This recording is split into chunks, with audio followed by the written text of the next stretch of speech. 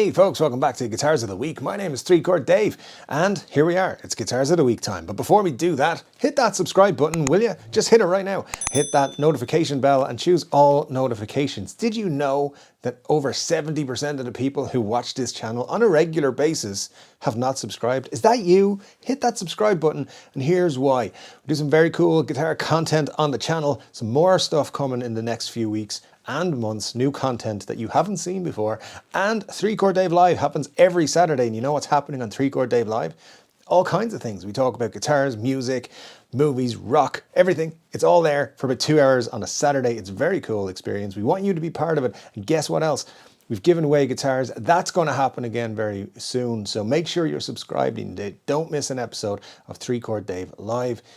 That's where we do all the good stuff. It's going to be super cool. Also, you can recommend features or guitars or things like that to be checked out on the channel. So make sure you're subscribed. Make sure you're part of it. Now let's talk about some guitars, because that was a load of waffle. Anyway, let's get into it. The first guitar of the week is this absolutely stunning PRS Mccarty 594 in violet. It's a hollow body too as well. Look, just look at it. It's absolutely gorgeous, and I don't need to say anything else, but I will. So this guitar comes in at just £6. Can you believe it? £6. Gorgeous. It's a sandwich of carved maple top. You got some mahogany in there, and you got a carved maple back. Check out the back of this thing. This is, I mean, come on. This is an absolutely stunning guitar. You have a mahogany neck on this as well. The pickups are 58-15s in both positions. Obviously, you got push pulls. It's absolutely gorgeous, and it will set you back a few pence though.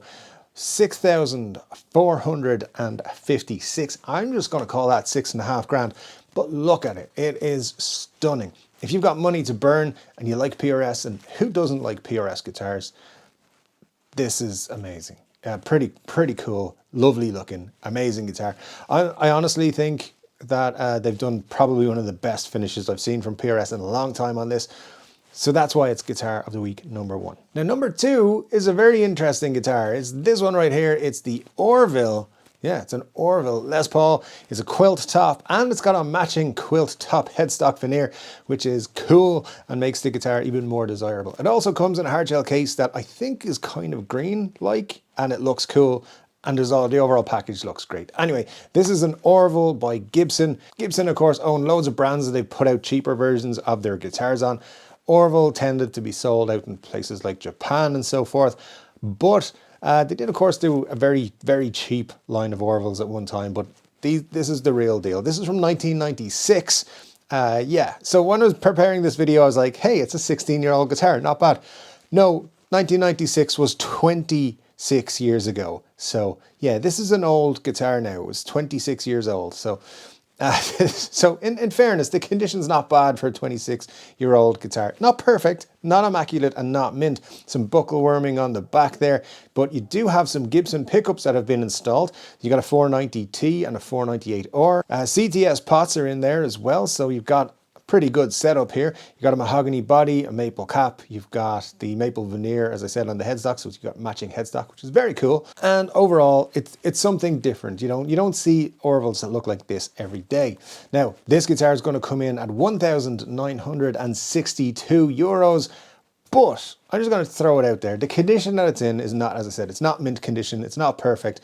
This is prime for a good offer. Put in something around $1,750. I think you're taking this home. Looks great. I mean, I do think this is something cool, and a little bit of a conversation piece as well. Learn all about Orville guitars, and yeah, check it out. Now, regular viewer of the show, Muddy H2O, is always sending me guitars and tempting me to buy them, but I know he's out there right now just looking for a guitar of his own to purchase. He's got a particular guitar he wants, and I think I found the one for him. So, Muddy, if you're out there, I found your guitar. Oh, sorry, it's not that one. It's this one. It's a Gibson ES 347. That's the one. That's the one. Yes, this is from 1982, made in Kalamazoo. The Norland era, of course, the greatest era of Gibson guitars. And I'm not just saying that because I own a Norland era Flying V, but they do make some nice guitars.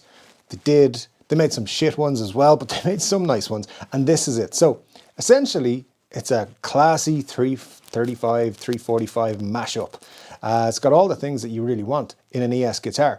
It's got gold hardware. Very cool. It's got a TP6 tailpiece, so you can pretend you're BB King without having a Lucille. It's got coil splitting. It's got the regular controls and features and everything else like that. It's got an ebony fretboard, which is nice. It's got a 3-piece maple neck, and everything else is pretty much the same as a 335 or a 345. So these are cool though. A lot of people kind of just overlook these. These were kind of brought in to be a more deluxe version of a 335, but also replacing the 345 at the time. It's interesting, comes in a hard shell case, is from 1982. Actually, to give you the actual date, is the 19th of February 1982 when this was produced. So that's a very cool thing to have. And look, if you're gonna have a guitar from 40 years ago, this is the one to pick up. But we're going to go a little bit further back for guitar number 4 of the week. It's this Ibanez 2405. It's just absolutely gorgeous. It's a custom agent in antique violin. And just take a look at it. It's super cool.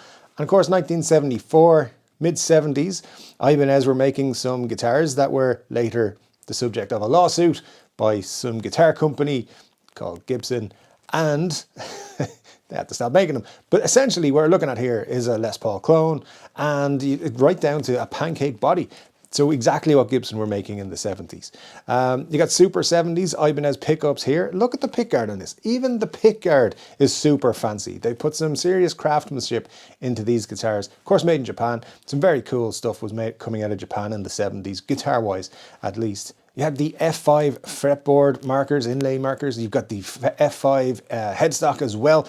All in all, this is a very cool guitar. It looks amazing. And again, something you would have in your collection that not a lot of people are going to have. Now, at the moment, this is priced at €2,448. I might even throw an offer in for it myself, but it'd be a low offer because that's what I do.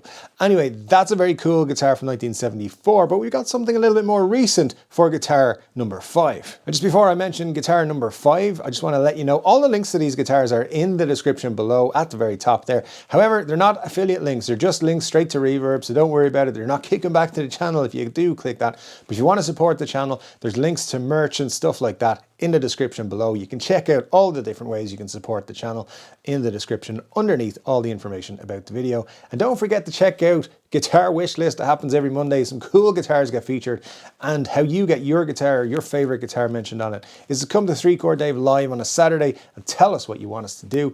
Eventually, we'll get around to your guitar, I promise. Now, let's talk about guitar number 5, because it sure is cool. Yeah, it's a Suhr? Sure? I don't know how to pronounce the name of the manufacturer of this guitar. Suhr, roasted modern exclusive to Eddie's Guitars. This thing, it's beautiful. It's absolutely beautiful. It's lightweight, 2-piece swamp ash body with a 2-piece quilt maple top. Absolutely gorgeous guitar. You got stainless steel frets on top of that, ebony fretboard, which is on top of a roasted maple neck with bird's eye on it and everything. And it's just the Thornbuckers pickups, and everything about this guitar is great, right down to the hardware, which is all chrome. This is just one of those guitars that makes you go, wow, I wish I had €6,337 to spend on a guitar. And then you realize you don't, but this is a very cool guitar. Guitar of the week, it had to be. And this is actually the most expensive week we've ever done on Guitar of the Week, because all of the guitars are pretty expensive, but I couldn't turn any of these away. So, you know, that's what they have. Let me know what your favorite guitar of this week is from these 5. Let me know if you intend on picking one of these up or making an offer. That'd be super cool.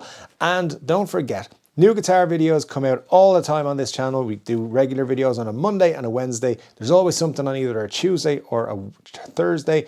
And we do 3 Chord Dave live on a Saturday. So if you like guitars, hit that subscribe button. Come back to us. I guarantee you we'll talk about guitars. Anyway, take care of yourselves, guys, and I'll see you on the next one.